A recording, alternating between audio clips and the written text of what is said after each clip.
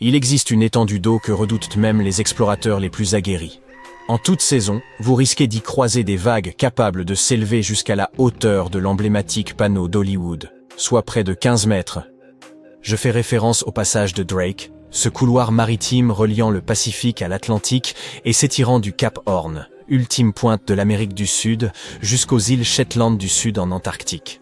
Sa largeur équivaut à la distance séparant Londres de Berlin, près de 1000 km, et sa traversée peut réclamer jusqu'à 48 heures.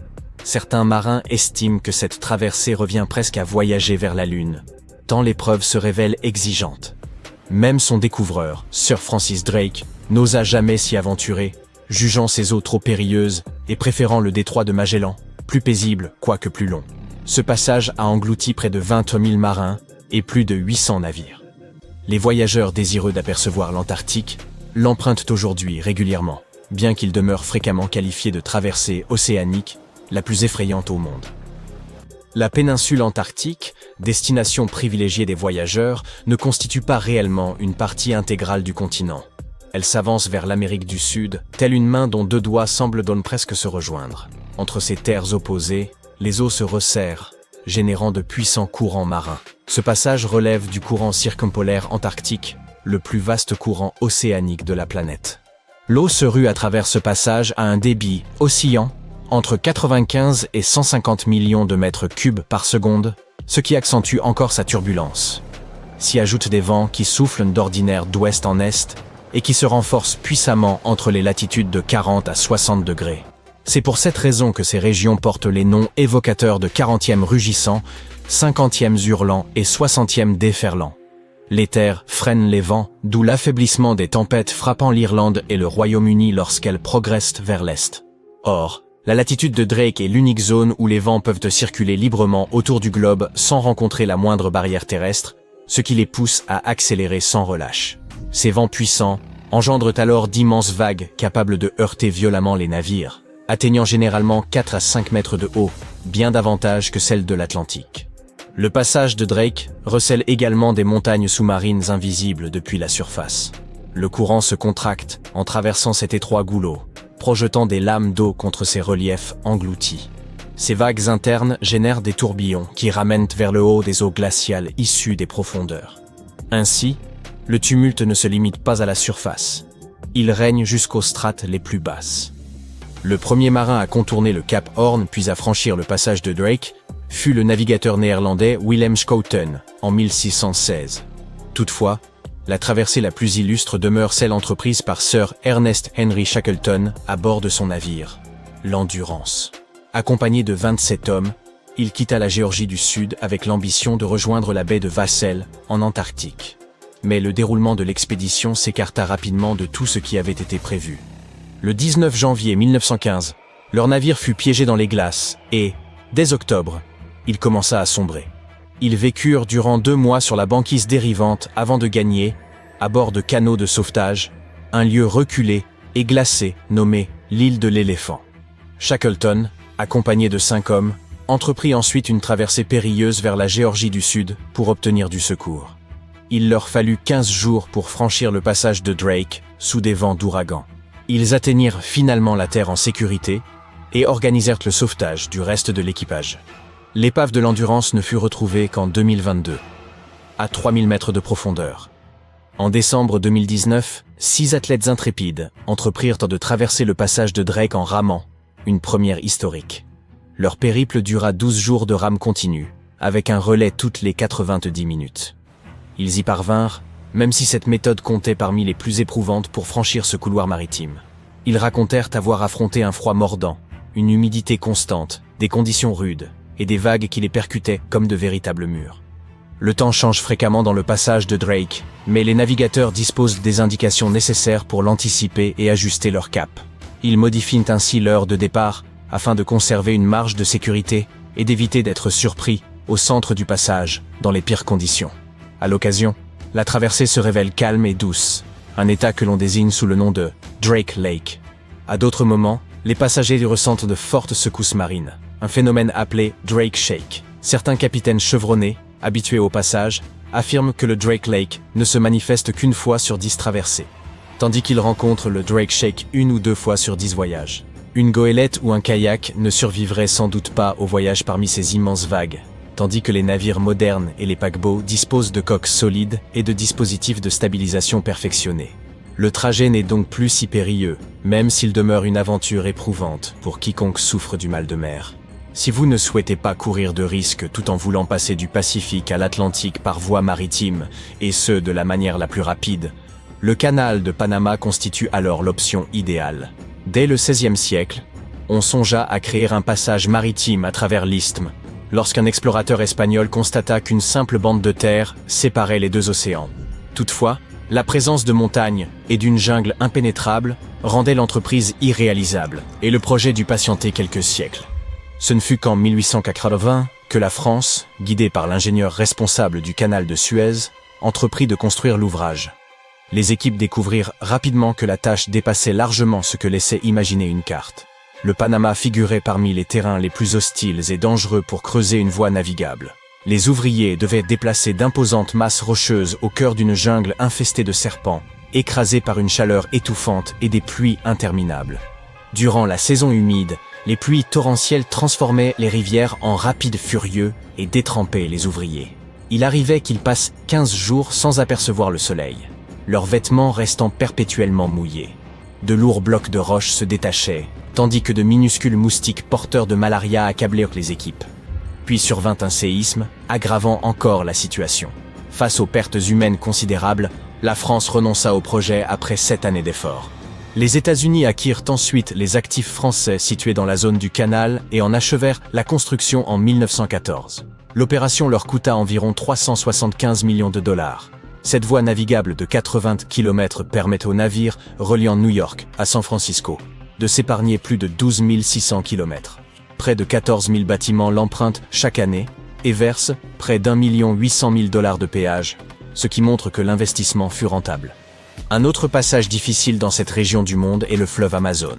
Long d'environ 6 900 km, il traverse 3 pays et irrigue un bassin où vivent plus de 30 millions de personnes. Pourtant, aucun pont ne l'enjambe. Les nombreuses zones marécageuses et les sols instables exigeraient des ouvrages d'une longueur considérable et des fondations extrêmement profondes, ce qui rendrait tout projet particulièrement coûteux. Construire des ponts au-dessus d'eau profonde demeure ardu, même si, ailleurs, les ingénieurs peuvent avoir recours à des plateformes flottantes. Le tracé du fleuve et son niveau varient fortement au fil des saisons. Durant la période sèche, de juin à novembre, sa largeur oscille entre 3 et 9 km. Mais pendant la saison humide, de décembre à avril, le fleuve peut atteindre 48 km de large et son niveau monter d'une quinzaine de mètres. Ces fluctuations empêchent donc l'installation de ponts, flottants ou de pontons. Les rives du fleuve sont composées de terre meuble qui se déplacent et s'érodent selon les saisons, ce qui complique davantage encore toute construction. Il faudrait un projet véritablement exceptionnel pour surmonter l'ensemble de ces défis. Heureusement, nul besoin urgent ne justifie aujourd'hui l'édification d'un pont sur l'Amazone, le fleuve traversant surtout des zones peu habitées, où les routes majeures à relier demeurent peu nombreuses. Dans certaines zones du Pacifique, les navires sombrent très facilement, ce qui explique pourquoi cette mer suscite l'appréhension de nombreux marins. Bien que de nombreuses routes y soient tracées, certaines demeurent peu empruntées, tant les forces naturelles qu'elles impliquent de défier peuvent s'avérer redoutables. Si vous devez relier l'Asie à l'Amérique par voie maritime, l'option la plus directe serait aussi la plus rapide, une trajectoire presque rectiligne à travers le nord du Pacifique. Pourtant, il peut s'avérer plus judicieux de contourner cette région, même au prix d'un trajet plus long et plus onéreux, mais infiniment plus sûr. Les raisons ne sont pas uniques, mais multiples. Le Pacifique concentre certaines des eaux les plus périlleuses de la planète. Sur les cartes du monde, il apparaît souvent morcelé, ce qui nous empêche de saisir l'immensité de son étendue.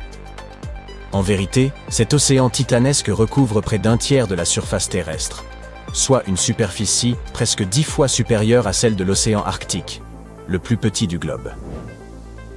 En d'autres termes, le traverser revient à courir un grand risque d'isolement total. En cas d'avarie, de tempête ou d'urgence, l'assistance peut se faire attendre durant plusieurs jours, voire plusieurs semaines. Cela accroît considérablement les probabilités d'accidents graves, de perte de cargaison voire, dans les situations les plus critiques, d'issues encore plus dramatiques. Songez-y, rallier Cape Town, en Afrique du Sud par bateau, depuis Santos, au Brésil, représente près de 5500 km. En revanche, un trajet maritime entre Callao, au Pérou, et Shanghai, en Chine, implique d'en parcourir environ 16 000. Un autre obstacle de taille dissuade les marins de traverser le Pacifique. Les systèmes de tempête, dont le nom évoque déjà leur dangerosité, des orages imprévisibles et donc périlleux. Par ailleurs, à proximité de l'équateur, souffle une série de vents nommés alizés, qui influencent directement les conditions climatiques de la zone tropicale et provoquent à l'occasion des épisodes pluvieux. Les alizés sont des vents puissants et réguliers, qui se comportent comme un tourbillon en perpétuel mouvement. S'ils jouent un rôle fondamental dans les équilibres naturels, en diffusant l'humidité dans les forêts et en contribuant à la formation des zones arides, ils présentent aussi un inconvénient. Leur intensité varie selon les saisons. En hiver, notamment, ces vents peuvent gagner en vigueur. Et puisque ce sont eux qui entraînent le déplacement des eaux océaniques, ils créent en parallèle de puissants courants marins, susceptibles de rendre la traversée nettement plus périlleuse. En 2015, une équipe de chercheurs a été confrontée à une série d'alizés hivernaux d'une intensité exceptionnelle, qui ont engendré une succession de vagues brèves mais violentes dans le Pacifique. Ils ont constaté que ces vagues frappaient le navire de manière répétée, avec une force ininterrompue, comme des coups portés sans relâche. La coque s'en est trouvée entièrement déformée. Leur conclusion n'a fait que confirmer ce qu'ils redoutaient déjà. Ces vagues, issues des alizés d'hiver, représentent une menace tangible pour les embarcations. Et n'oubliez pas, dans le cœur du Pacifique, l'arrivée des secours peut exiger un temps considérable. Notez que l'agressivité des vents s'explique aussi par un facteur souvent négligé. L'absence de barrières géographiques dans un océan d'une telle immensité. Ni chaînes montagneuses ni vastes îles ne viennent y freiner la course des éléments. Ainsi, les alizés et les courants océaniques y évoluent sans entrave, gagnant en puissance et en vélocité. C'est ce qui fait du Pacifique le théâtre de tempêtes colossales et de houles démesurées. Un contraste marqué avec l'Atlantique Nord, où les masses continentales de l'Amérique, de l'Europe et de l'Afrique tempèrent et redirigent les systèmes atmosphériques et marins. Les scientifiques considèrent désormais fréquemment les abysses du Pacifique comme un gigantesque casse-tête, tant ils sont peuplés d'éléments mouvants. En effet, cette région recèle la plus grande concentration de plaques tectoniques de la planète. Parmi elles, la plaque du Pacifique se distingue comme la plus vaste jamais répertoriée dans le domaine maritime. Cette configuration confère à la zone une instabilité sismique et volcanique particulièrement marquée. Bien que l'océan puisse paraître paisible au premier regard, sa structure géologique autorise des bouleversements soudains. Cette réalité en fait un milieu traître, difficilement prévisible. Ainsi, en 2020, le porte-conteneur One Apus, en navigation à plus de 2500 km au nord-ouest d'Hawaï, fut confronté à une tempête diluvienne. Plus de 1800 conteneurs furent alors précipités dans les profondeurs marines, tandis que plusieurs centaines d'autres se fracassèrent sur le pont, formant une véritable chaîne de dominos d'acier sous la pression du vent. Grâce à la maîtrise du capitaine, le navire put rejoindre le Japon après une semaine en mer. Ce n'est qu'à leur arrivée que l'équipage prit conscience de l'ampleur des dégâts. Mais le One Apus ne fut pas un cas isolé. L'année suivante, le Maersk SN perdit près de 750 conteneurs, et le Maersk Eindhoven en abandonna plus de 260. Dans les deux cas, il s'agissait de routes à destination de l'Asie. Ces trois seuls incidents ont suffi à dépasser largement la moyenne annuelle mondiale des pertes de conteneurs en mer, estimée à environ 1382 unités. Ce qui intrigue particulièrement, c'est que tous ces événements se sont produits durant la saison hivernale. C'est précisément en hiver 2020 que le Pacifique s'illustra de manière spectaculaire. Les scientifiques y enregistrèrent une vague atteignant 18 mètres de hauteur, soit l'équivalent d'un immeuble de 5 ou 6 étages. De manière générale, une vague est qualifiée d'extrême lorsqu'elle dépasse de plus du double la hauteur des vagues avoisinantes. Or, celles-ci affichaient presque 3 fois leur taille, ce qui en faisait un phénomène exceptionnel. Il convient toutefois de rappeler que, bien qu'impressionnantes et rares, ces vagues ne relèvent pas de la catégorie des tsunamis. Elles sont générées par l'action du vent, non par des séismes sous-marins ou des éruptions volcaniques. Parmi les autres phénomènes redoutables du Pacifique, figurent les typhons, comme l'a démontré la saison 2024. L'un des épisodes les plus marquants fut sans conteste le passage de l'ouragan Christy. Elle n'a pas atteint la croûte terrestre, ce qui implique l'absence de dégâts directs, mais il serait imprudent d'en minimiser la gravité. Christy s'est hissé jusqu'à la catégorie 5 sur l'échelle de Saffir-Simpson, soit le plus haut degré. Un tel ouragan est classé comme catastrophique.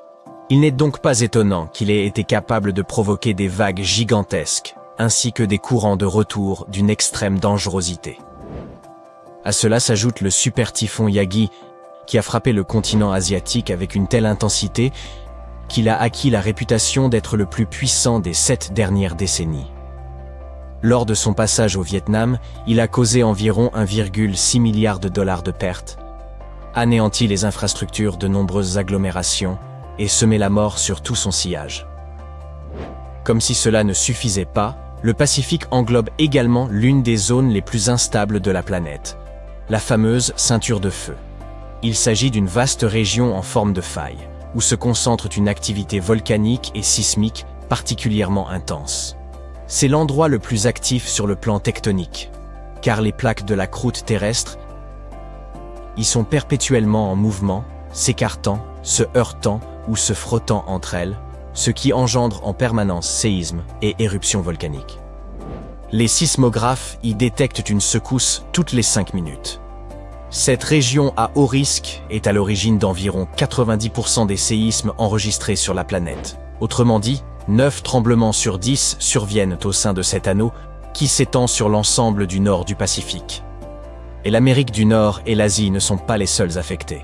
En 2023, des secousses attribuées à la ceinture de feu ont été ressenties dans plusieurs pays d'Amérique latine, dont l'Argentine, le Chili, l'Équateur et le Pérou. Ces événements ont laissé derrière eux une traînée de destruction et coûté la vie à une quinzaine de personnes. Les raisons ne manquent donc pas pour que les navires renoncent à la traversée la plus courte du Pacifique, lui préférant des itinéraires plus sûrs. Comme le rappelle l'adage, mieux vaut prévenir que guérir.